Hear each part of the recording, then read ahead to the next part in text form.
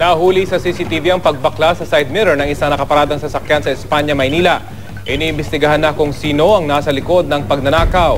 Balitang hatid ni Pam Alegre.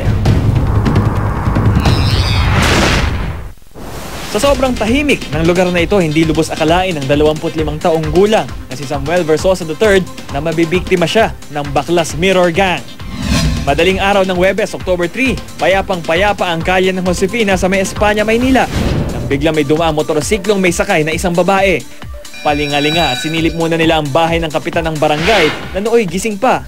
Nag-U-turn ng motorsiklo hanggang umalis ito at huminto sa nakaparadang sasakyang ito. Maya-maya pa bumaba ang babaeng naka-helmet at walang ano-ano'y binaklas nito ang side mirror ng sasakyan.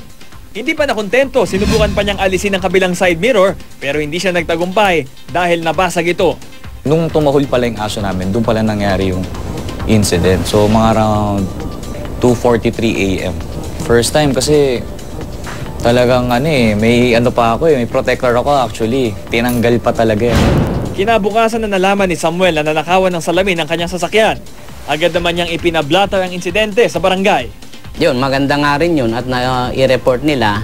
Kasi pag kami nahuli kami at may nakunan at ganun din ang description ng tao, so ipapatong, kakasuhan natin yun.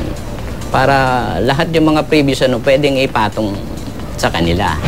Pangatlong beses na raw umatake ang mga Baklas Mirror Gang sa kanilang barangay mula noong Hunyo. Kaya naman, patuloy ang paghihigpit sa seguridad.